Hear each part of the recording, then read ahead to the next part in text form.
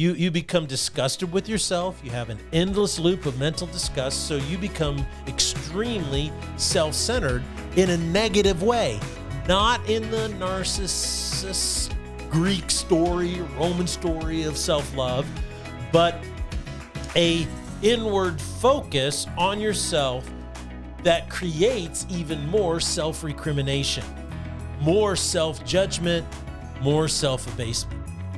I told this story before from the movie Oppenheimer about how when there was this man who was opposed to Oppenheimer, tried to destroy him, and he was a politician.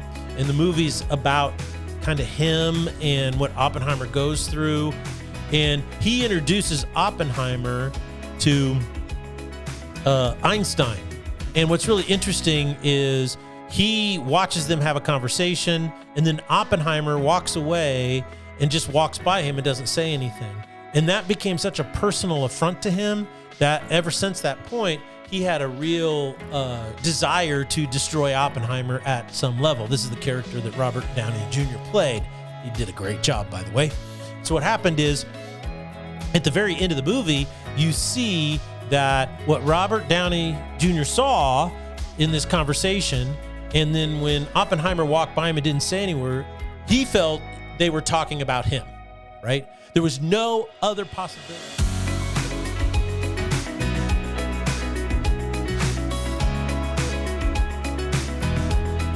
Ladies and gentlemen, welcome to the Salty Pastor Podcast. I am Douglas Peak, and I am your sweet, innocent, and lovable Salty Pastor. That's right. Our goal here on the Salty Pastor Podcast is to coach you up in your faith.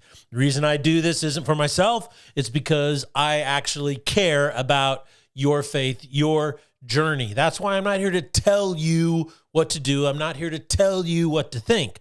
My goal is to help you think for yourself and to help you decide what you need to do. And then I want to inspire you to take those steps, because when you strip it all away, it's about you and your journey. What I think is irrelevant in your journey of faith. What my opinion is irrelevant in your journey of faith. As a matter of fact, it doesn't matter what anybody else thinks. It doesn't matter what anybody else's opinion is. And it doesn't matter what anybody else is doing out in this world when it comes to your journey of faith. You know what matters? It's what you believe, why you believe it, and what you choose to do based on those beliefs. That right there is your journey of faith. And that right there is going to do more to influence the kind of life that you live, how you deal with the ups and downs with life, more than anything else. So for me, my goal is to help coach you. This is not an opinion podcast where I rant and rave about my opinions and try to convince you that I'm right. What my goal is to dig deep into truths to help you think for yourself so that you decide and you declare and you clarify what you actually believe. And you start to order your life around what you really believe. And when it doesn't work, you can figure out where the glitch is and you can fix it. That's what it means to be a man. That's what it means to be a woman. That's what it means to be a mature adult. That's what it means to live awesome in this crazy thing called life. So if you're new to the Salty Pastor Podcast, I just want you to know I'm glad you're here, and I hope that I can be your salty pastor. That's right. I just want to season a little bit your life so that you can begin not only living, but you can see that the way you're living can improve and be better. And for the time that you have, you get more, so much more out of this thing called life. Now, we're currently in a series called The 7 Deadly Emotions. And if you're listening for the first time, just to bring you up to speed, you remember in the 4th century BC, Aristotle came up with the 7 virtues of trust, compassion, courage, justice, wisdom, temperance, and hope. And if you want to know the relationship between some of Aristotle's worldview and ideology and why it has cropped up in Christianity over the last 2,000 years, listen to a couple earlier episodes of this series. Now, if you fast forward about 500 years after Christ comes. You have he raises from the dead, and then you have up until about 100 A.D. the apostles and their teaching, and then after 100 A.D., about 110 A.D., we enter into a period called the early church fathers, and these were people who really advanced Christian thought and Christian doctrine as it began to grow and permeate the Roman Empire. And in about 260 AD, this is after Christ was born, there was a monk by the name of Evagrius Ponticus. Now, he didn't start out as a monk. He was an early church father. He was a theologian, a scholar, a preacher, teacher. And so, but then he kind of traveled around, went to Jerusalem, kind of on a pilgrimage, and then he decided to become a monk. And anyway, he was very influential. And he came up with the 7 deadly sins. Now, even though in Scripture it doesn't actually list out, these are the 7 deadly sins, there are areas where people talk about 7, They're like Proverbs chapter 6. It says, there are 6 things the Lord hates, 7 which are an abomination unto him. And then in other places, you see the number 7, and you see a list of 7. And so Evagrius, knowing Aristotle's 7 virtues, he came up with the 7 deadly sins.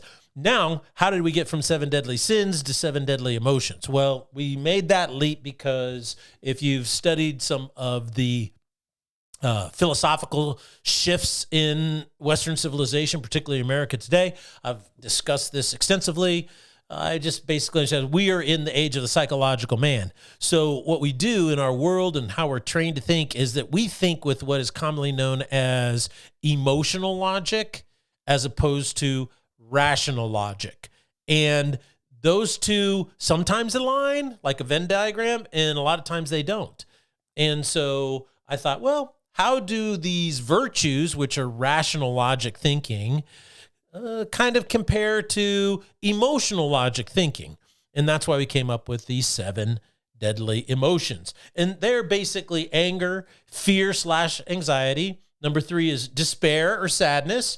Number 4, boredom, sloth. Number 5, guilt and shame. Number 6, envy. And number 7, which is emptiness. And so we're going to kind of dig into all of those. Today, we're going to talk about the 3rd deadly emotion, and that is despair and or sadness. So the first thing we got to do whenever we study it, before we really dig into our study for the day, I think the thing that we want to is get a working definition. And that is, well, what exactly is despair? And how is despair different than just, a bad day or feeling a little blue over something?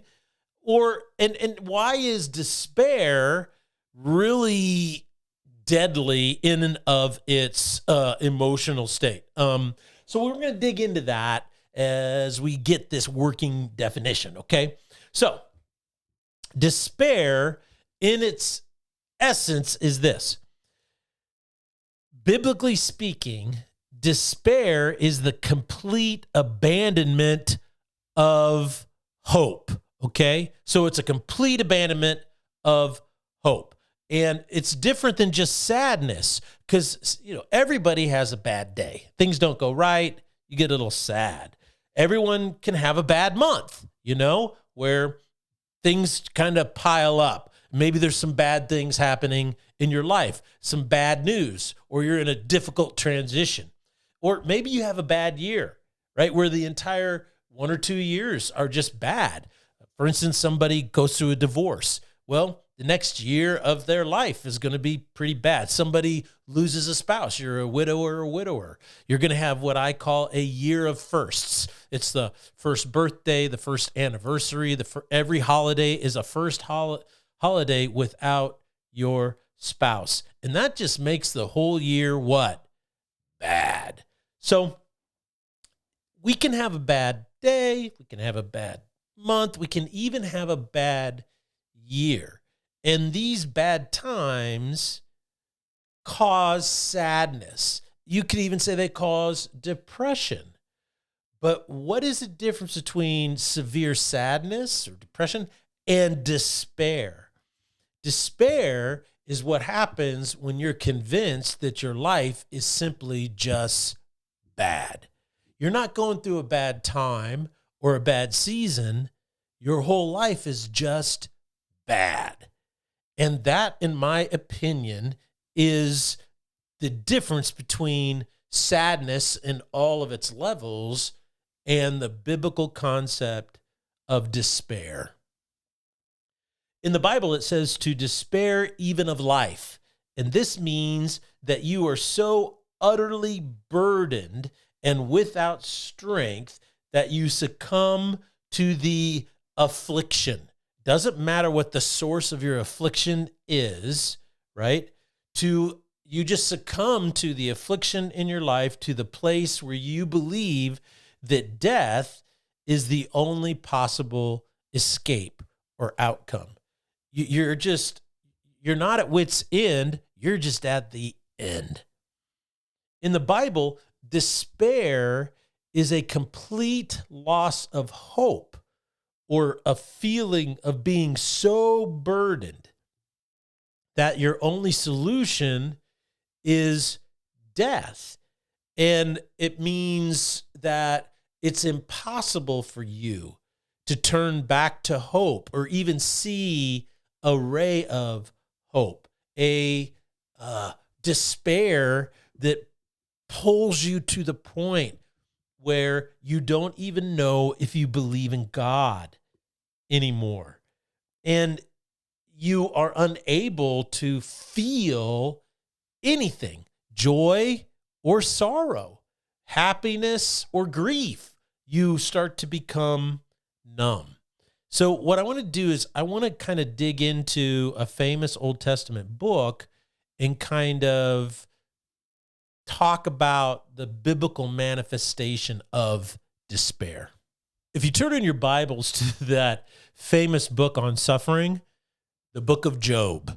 What's interesting about the book of Job is that many scholars believe that the book of Job is the oldest book in the library called the Bible.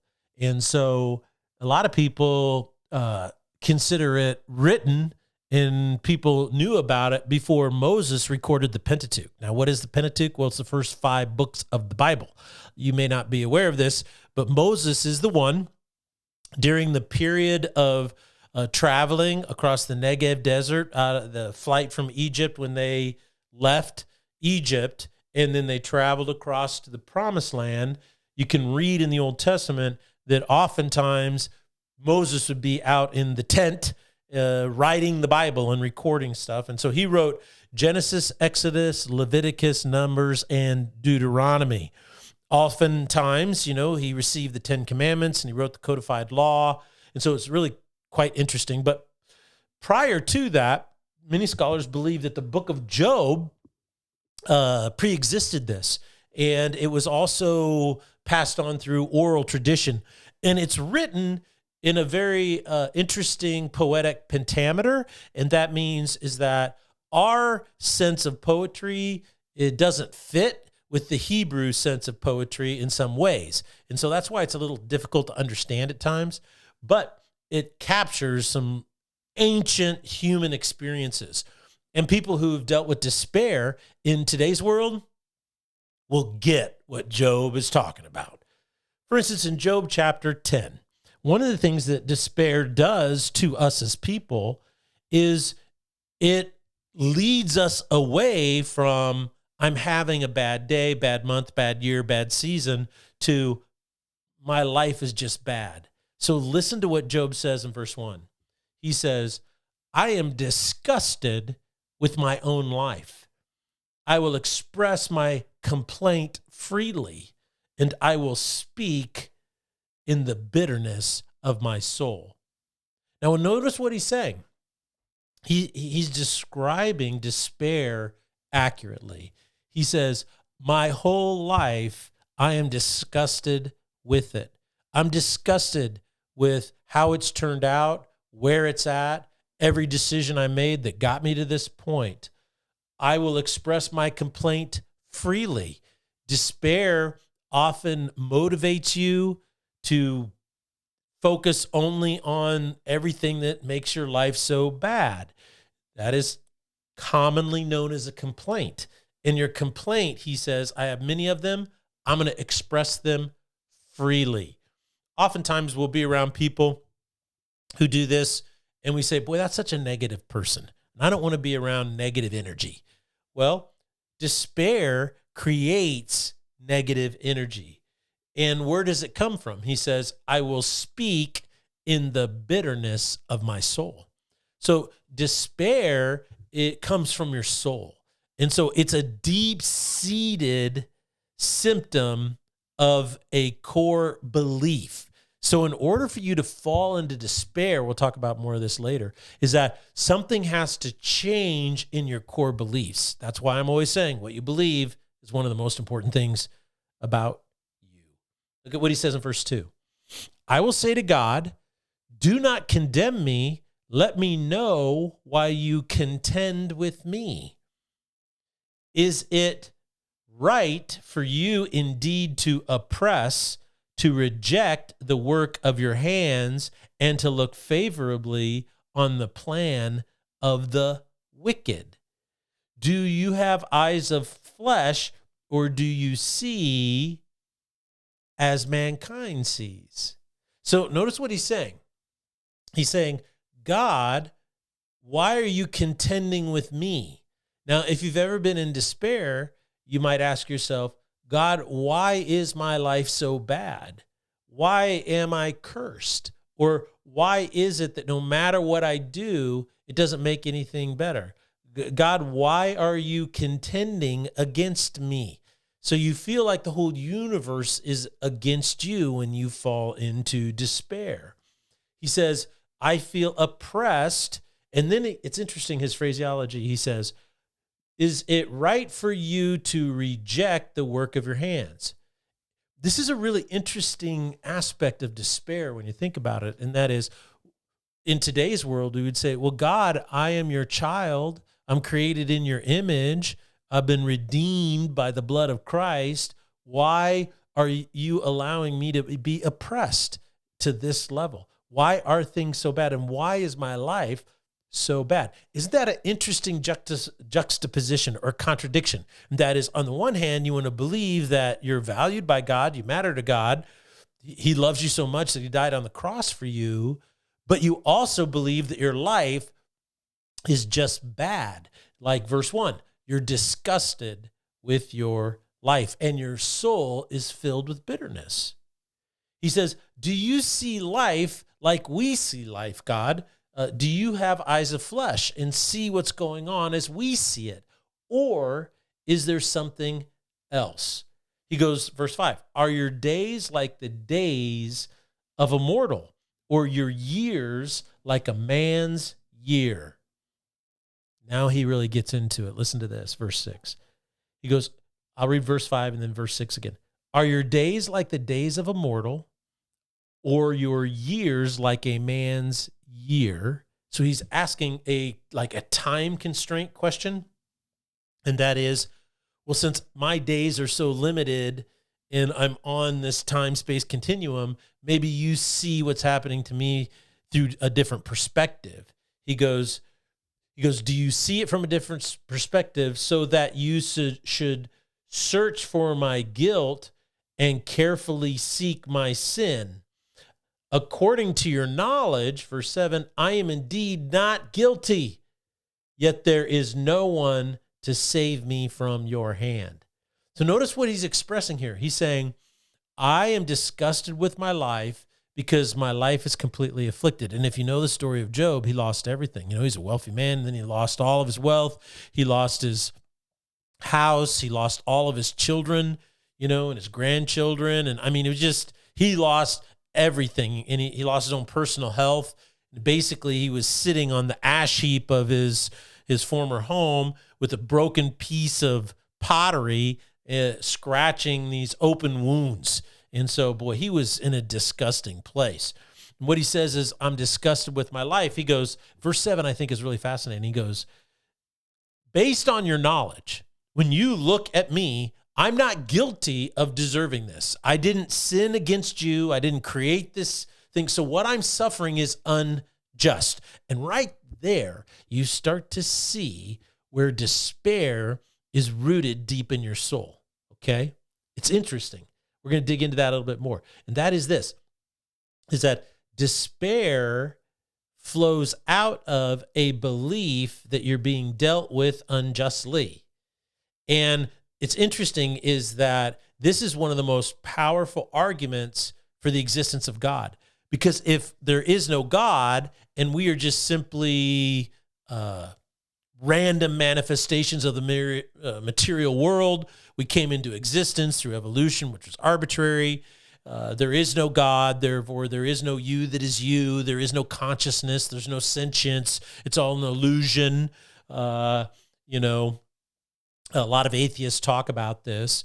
And he says something really, really interesting. He says is that if you believe in justice, right, that proves that deep in your core you believe there's a God.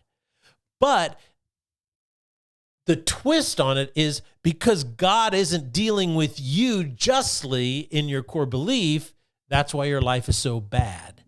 That right there is something that you're going to have to dig into a little bit more when we talk on Thursday about the antidote for despair, okay?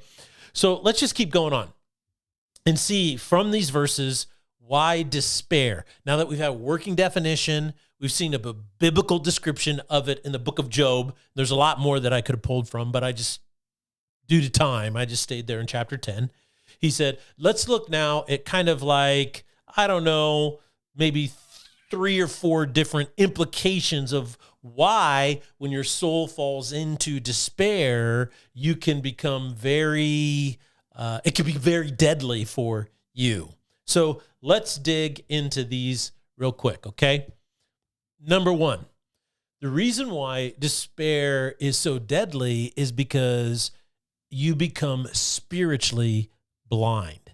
You can only see on a material level. You can't see anything spiritually happening behind it. If you become disgusted with yourself, you get caught in what is known as an endless loop of mental disgust.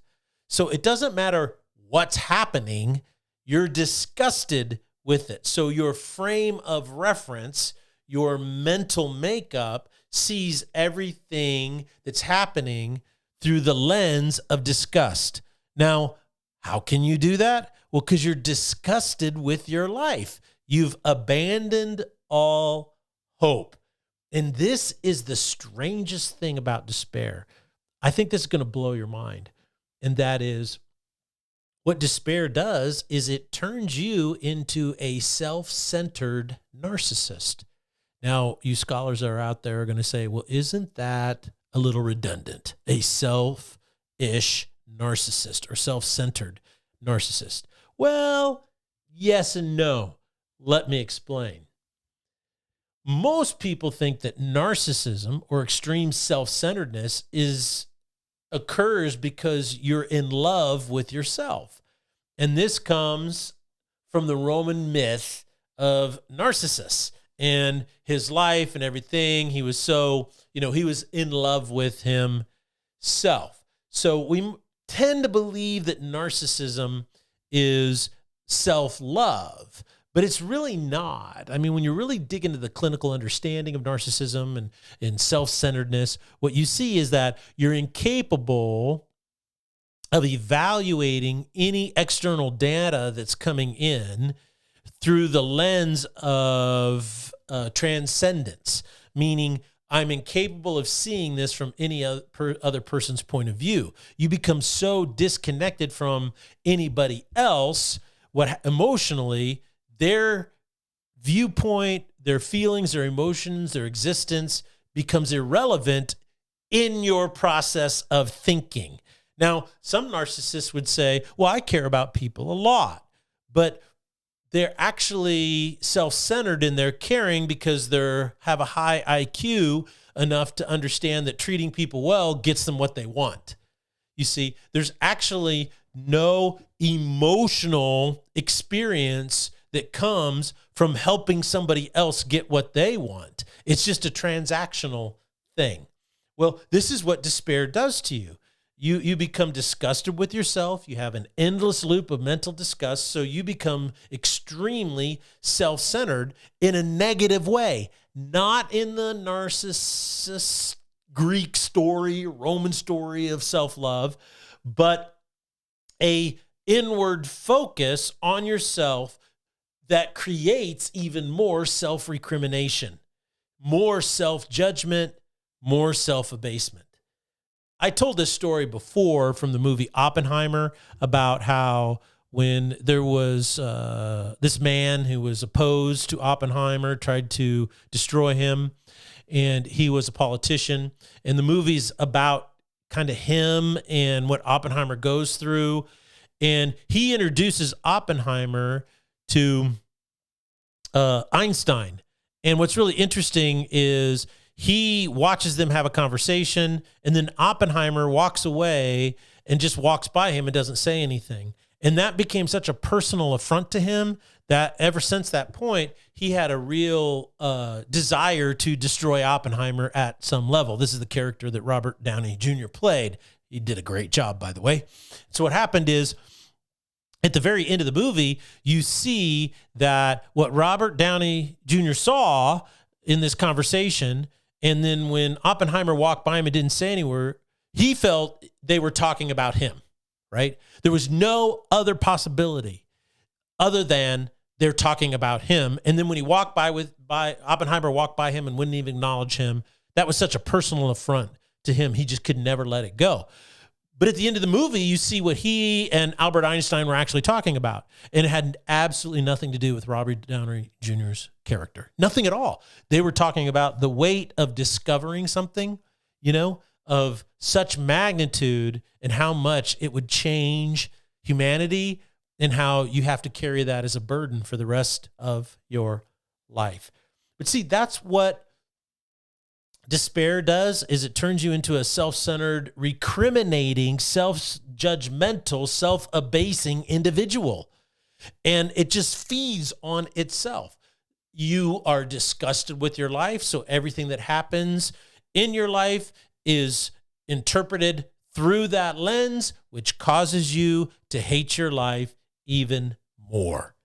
What a vicious cycle despair can be. This is why it causes you to abandon all hope, and this is why it's so deadly. It's because it makes you spiritually blind. You can't even see or hear the truths of God when you are in complete despair. Number two, it creates a callousness in your spirit. There's no joy or sorrow. When I was doing research on this, it was really interesting, is that the research out there that talks about despair is that it doesn't be when you're full on in despair. It's not that you are sad all the time. What they say is that you become incapable of sadness or joy. He says things you used to do that would bring you joy, the research says they don't bring you joy anymore. Things that used to make you sad, they don't make you sad anymore. You just become numb. And that's a callousing of your soul. You just become numb. And that's how you know, wow, I am in full-blown despair. I have given up, abandoned all hope. The third thing, and this is even more interesting and why it's so deadly to your life, is because despair causes you to judge God. It really does. It causes you to judge God. In verse 7, of chapter 10 of the book of Job, it says, according to your knowledge, I am indeed not guilty, yet there is no one to save me from your hand. So what he's saying is, I feel like God, no one can save me from your judgment. Even though you know you're innocent, you're still oppressing me. That's what he's saying. Verse 2, when a person comes to a conclusion of God's character, something really significant happens in their life. And that is, it allows them to assume the position of God in metaphysical reality. This is one of the most popular arguments at the university level today. And that is if you're young, you go to university, you're going to be in some class, and there's always some radical atheistic professor who, bashes Christianity, bashes belief, whatever. They're almost always social Marxists and progressives, and they won't tell you this because they never tell you the truth. But what they do is they're actually trying to eradicate Christianity so that they can bring about revolution and still their political form of oppressive government. But the way they do this is you go into class and they go, okay, do you believe that God is all loving? And do you believe God is all powerful? And all Christians go, well, yeah, God is love and God is all power. And he goes, is there evil in the world? And you go, well, yeah, of course there's evil in the world. And then they say, well, either God's not loving or he'd stop the evil, or God's not powerful, you see, because he can't stop the evil. Therefore, God doesn't exist, because you don't want to serve a God that isn't pure love or pure power, right? And so a lot of young people fall for this. And what they don't understand is what they're actually doing is they're saying, I'm going to pull a little logical trick on you that's an emotional form of logic so that you will make a judgment on God's character. Well, God either isn't strong or powerful, or God isn't loving. And so if God's not loving and God's not powerful, then you're making a judgment on his character, right? And so that allows you to do what? Assume the metaphysical reality of where God exists.